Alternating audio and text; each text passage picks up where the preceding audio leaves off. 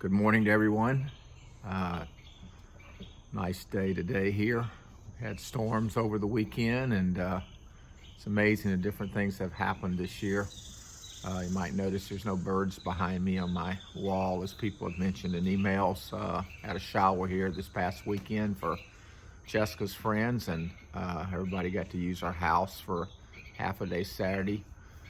While we were gone visiting our friends Pat and Karen Morrison for half a day. So that Friday night before the shower, we had a hailstorm. So it's amazing the different things that have happened this year. Golf ball size hail shredded all our impatiens, leaves and little branches all over the ground, and just continues to be an interesting year for all of us. And I'm sure for a lot of us are hurting a great deal more than just the hailstorm that we had, and we continue to pray for those who are hurting, who've lost loved ones. My birds are back, so they were gone for a day or so too during the hailstorm, and I hear them this morning. So we might even hear the rooster out back today, and acorns beginning to fall on our tin roof. So today, Psalm 56. We'll pray this psalm, and then I have a reading at the end. Hopefully will encourage us this week. Be gracious to me, O God, for man tramples on me. All day long, attackers oppress me. My enemies trample me all day long, for many attack me proudly. When I am afraid, I put my trust in you. In God, whose word I praise. In God I trust, I shall not be afraid. What can flesh do to me? All day long they injure my cause. Excuse me. All day long they injure my cause. All their thoughts are against me for evil. They stir up strife. They lurk. They watch my steps as they have waited for my life. For their crime will they escape? In wrath cast down the peoples, O God. Ye have kept count of my tossings. Put my tears in your bottle. Are they not in your book? Then my enemies shall turn back in the day when I call. This I know, that God is for me. In God, whose word I praise. In the Lord, whose word I praise. In God I trust, I shall not be afraid. What can man do to me? I must perform my vows to you, O God. I will render thank offerings to you. For you have delivered my soul from death, yes, my feet from failing, that I may walk before God in the light of life. In God we trust is the title of the prayer and the psalm this morning. Obviously, so many things have changed in our nation in the last few years. The idea of a nation that is pluralistic in its religions, that is humanistic in its focus. Even religion has become very much a smorgasbord that you pick and choose, a consumer type religion in America today. Prosperity gospel is an interesting thing during a pandemic that some people continue to preach and believe in. All the different ways that we have decided we're going to go to God through our efforts and our plans, that all fail. Because it's all about, and it always has been about, what God has done for us through Jesus on the cross, what it means to live in community as God's people in response to that, and what a new creation looks like. Continue to mention Galatians as it talks about us living out and what counts as a new creation, and faith expressing itself through love. Today, as we think about in God we trust, we have lots of reasons to not trust anyone today. We feel this attack, many of us, of those who oppress us. We feel trampled on. We are in fear, many of us, of leaving our homes. We feel injured. We realize that there are thoughts against us as a person, maybe against us as a group of people, for evil. There are people today that stir up strife. They lurk.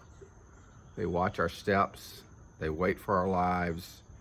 And in this particular psalm, in this prayer, the question comes to God, are they not in your book? Are my enemies not in your book? In other words, will you deal with them at some point, God? And then the catchphrase of this, the stanzas that double up, the two doublets here are, this I know, that God is for me, in God whose word I praise, in the Lord whose word I praise. In God I trust, I shall not be afraid. What can man do to me? Well, the answer is definitely man can do a lot of things to us physically, even mentally and emotionally. We do have abuse in our world today. We're dealing with a pandemic, trying to figure out who and what we believe. We're trying to stay healthy, physically, mentally, emotionally, and spiritually. A lot of the coaching I do today is trying to get people to breathe, to have some mental health days, to slow down. We used to saying, take time to be holy. We need all of these things, and some of the classic disciplines that apply all the way through the centuries definitely apply in trusting God today. Trusting God for rest, for Sabbath, in silence, and in solitude, in submission. Trusting God as we think about what it means to be saints and to be holy, and all the things that we could do to respond to God. But the main goal today of us praying this prayer together is to say to God, we trust you. That we are very different than the world because we do not trust in ourselves, and we do not trust in our own ways even to get to God, because even salvation is by grace through the steadfast love and faithfulness of God, and righteousness and justice being his throne. We do live as foreigners. We're aliens. We're on this journey in this life that God has put us in the present age, looking forward to the age to come.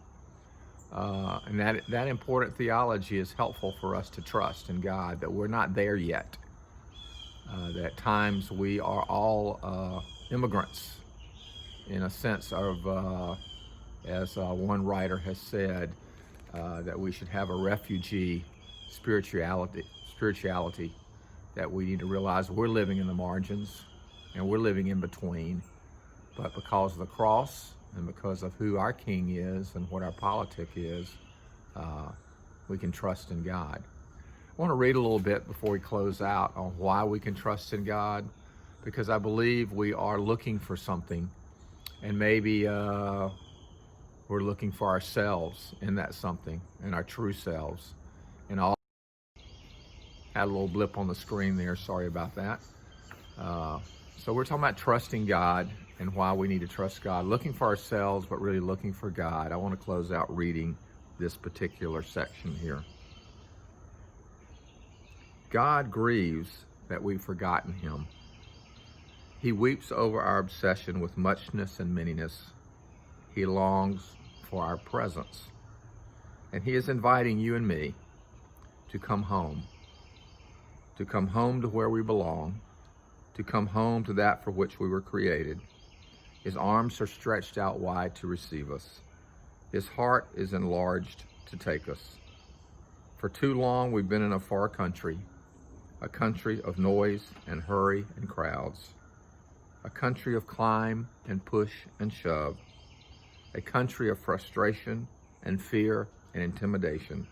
And he welcomes us home, home to serenity and peace and joy, home to friendship and fellowship and openness, home to intimacy and acceptance and affirmation. We do not need to be shy. He invites us into the living room of his heart, where we can put on old slippers and share freely. He invites us to the kitchen of his friendship, where chatter and batter mix in good fun. He invites us into the dining room of his strength, where we can feast to our heart's delight. He invites us into the study of his wisdom, where we can learn and grow and stretch and ask all the questions we want.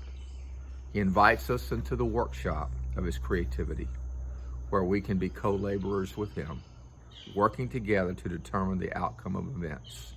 He invites us into the bedroom of his rest, where a new peace is found and where we can be naked and vulnerable and free.